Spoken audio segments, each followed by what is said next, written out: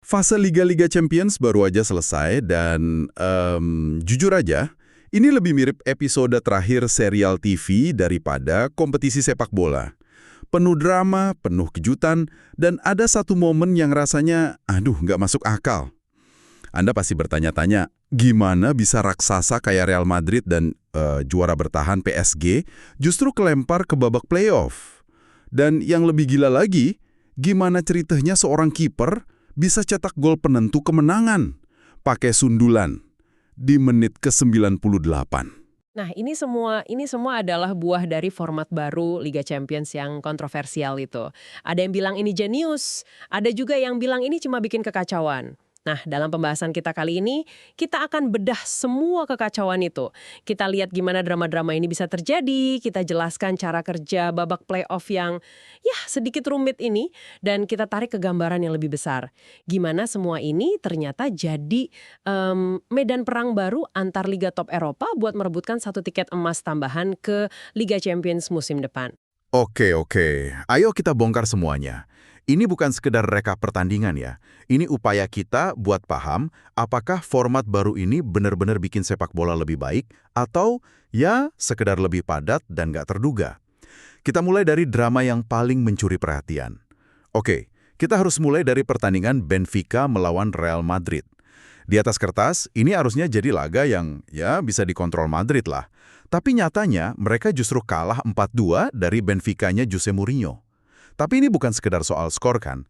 Ada satu momen itu yang bakal terus dibicarakan orang. Tepat sekali. Ini momen yang definisinya adalah keajaiban sepak bola. Menit ke-98, skor 3-2 untuk Benfica. Tapi itu belum cukup. Belum cukup buat mereka lolos. Mereka butuh 1 gol lagi buat unggul selisih gol. 1 gol lagi? Gila. Tendangan bebas terakhir. Dan kiper mereka, Anatoli Trubin, ikut maju. Sebuah keputusan nekat yang biasanya, ya berakhir sia-sia aja. Biasanya, iya. Tapi nggak kali ini. Dia beneran nyundul bola itu masuk ke gawang. Seorang kiper mencetak gol penentu di detik-detik terakhir. Ini kayak adegan di film sih. Saya bisa bayangin deh suasana stadion waktu itu. Jose Mourinho menggambarkannya dengan sempurna. Dia bilang, stadion seperti akan runtuh.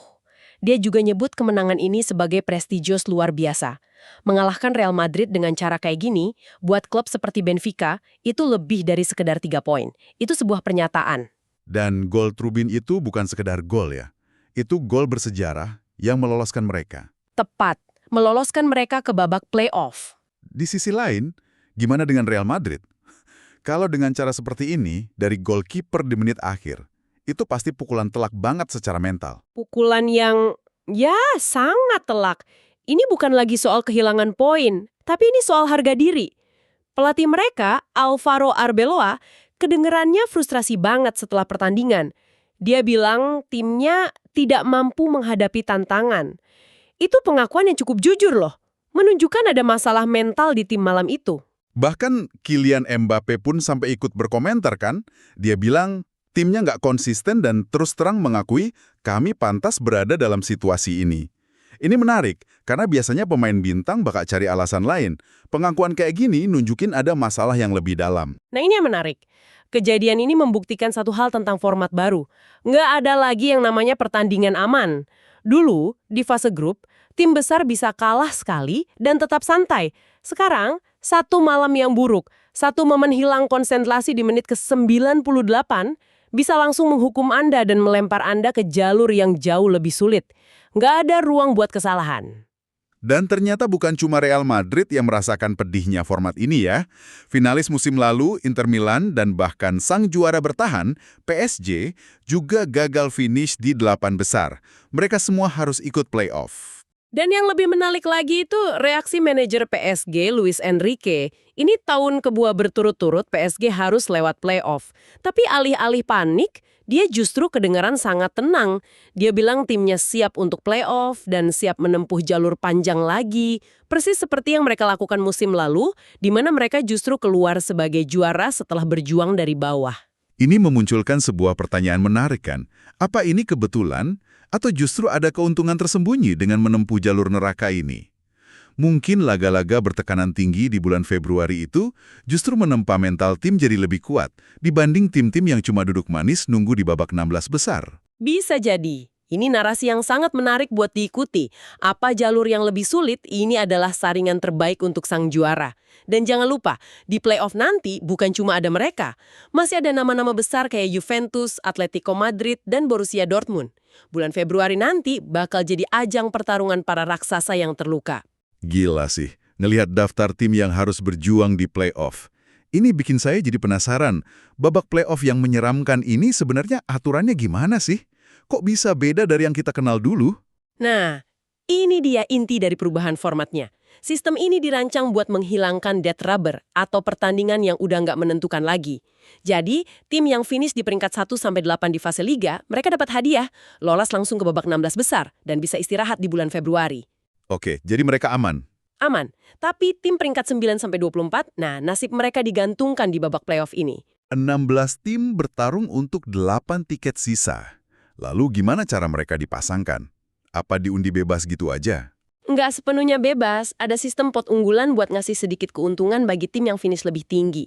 Jadi 16 tim itu dibagi dua. Pot unggulan buat tim peringkat 9-16 dan pot non-unggulan untuk tim peringkat 17-24. Aturannya sederhana, tim dari pot unggulan bakal diundi melawan tim dari pot non-unggulan. Oke, jadi ada sedikit reward lah ya buat yang finish lebih tinggi. Apalagi keuntungannya selain lawan yang di atas kertas lebih mudah. Keuntungan terbesarnya adalah mereka akan memainkan leg kedua di kandang. Dalam laga dua leg yang ketat, itu bisa jadi penentu yang sangat signifikan. Dukungan penonton di laga penentuan itu bisa membalikan keadaan. Coba kita buat lebih konkret deh pakai contoh. PSG dan Newcastle finish di peringkat 1-12, berarti mereka masuk pot unggulan kan? Siapa aja calon lawan mereka? Nah, ini bagian yang paling serunya, karena ada sistem pairing, tim peringkat 11-12 seperti PSG dan Newcastle itu udah pasti akan ketemu tim dari peringkat 21-22. Dan di posisi itu ada Monaco dan Karabag. Jadi kita udah tahu calon lawan mereka sangat terbatas. Tunggu. Kalau gitu Real Madrid yang finish di peringkat 9-10 bisa ketemu Benfica lagi yang finish di peringkat 23-20. Bayangin kalau undian itu beneran terjadi. Rematch dengan atmosfer yang pasti bakal panas banget. Tempat. Potensi drama seperti itu yang dicari oleh UEFA. Dan bukan cuma itu, ada satu aturan lagi yang diubah dan ini sangat krusial. Nggak ada lagi proteksi negara di babak ini. Wah, jadi kita bisa langsung lihat derby di babak playoff. Itu gila sih. Betul sekali, skenario PSG melawan Monaco di babak playoff itu sangat mungkin terjadi. Begitu juga dengan Bayer Leverkusen melawan Borussia Dortmund. Ini benar-benar membuka kotak Pandora. Dulu kita harus nunggu sampai perempat final buat lihat duel-duel senegara kayak gini. Sekarang bisa terjadi jauh lebih awal. Ini benar-benar mengubah dinamika kompetisi. Kapan kita bakal tahu siapa ketemu siapa? Pengundiannya dijadwalkan hari Jumat 30 Januari 2026. Pertandingannya sendiri bakal digelar dua leg. Leg pertama tanggal 17 atau 18 Februari dan leg kedua seminggu kemudian. Jadi bulan Februari bakal jadi bulan penentuan buat tim-tim besar yang tergelincir ini. Artinya, sementara 8 tim teratas bisa pulihin energi dan analisis calon lawan, 16 tim lainnya harus berantem habis-habisan. Ini menciptakan dua jalur yang sangat berbeda menuju trofi. Sekarang, ayo kita tarik ini ke gambaran yang lebih besar, karena ada satu tren dominan yang sangat mencolok dari hasil fase liga ini, yaitu supremasi tim-tim Inggris. Benar, ini salah satu cerita utama dari fase liga dan punya implikasi besar untuk musim depan. 5 dari 8 tim yang lolos otomatis ke babak 16 besar itu berasal dari Premier League. Kita bicara soal Arsenal yang jadi juara fase liga dengan rekor sempurna, lalu ada Liverpool, Tottenham, Chelsea, dan Manchester City. Mereka semua bisa santai di bulan Februari. 5 dari 8 itu angka yang luar biasa dominan. Tapi kenapa ini jadi begitu penting? Lebih dari sekedar gengsi. Ini penting karena ini adalah front baru dalam perang supremasi antar liga. Ada yang namanya European Performance Spots atau EPS. Ini bukan sekedar bonus, tapi ini adalah cara Premier League untuk secara struktural mencuri slot Liga Champions dari rival mereka kayak La Liga atau Serie A. Oke, mencuri slot Liga Champions. Jelaskan gimana cara kerjanya. Sederhana aja, dua liga dengan performa kolektif terbaik di 3 kompetisi Eropa, Liga Champions, Liga Eropa, dan Liga Conference, bakal dapat 1 tiket Liga Champions tambahan untuk musim berikutnya. Artinya, tim yang finish kelima di liga tersebut yang biasanya cuma dapat tiket Liga Eropa, musim depan bisa ikut pesta di Liga Champions. Jadi ini pertarungan antar liga ya, bukan cuma antar klub. Gimana poinnya dihitung? Bayangin aja setiap liga punya rekening bank poin di UEFA. Setiap kali salah satu klub mereka menang di kompetisi Eropa, mereka kayak setor 2 poin ke rekening liga. Kalau seri, setor 1 poin. Tapi kemenangan di Liga Champions itu nilainya kayak dapat bonus besar, poin bonus buat lolos dari setiap babak itu jauh lebih tinggi. Itulah kenapa performa di sini jadi penentu utama yang bikin rekening poin sebuah liga jadi gemuk lebih cepat. Dengan 5 tim lolos langsung dan semua timnya masih aktif, berarti posisi Inggris sekarang sangat kuat ya? Sangat kuat. Mereka ada di posisi terdepan buat merebut 1 dari 2 tiket tambahan itu. Mereka satu-satunya negara yang semua 9 wakilnya masih bertahan di 3 kompetisi Eropa.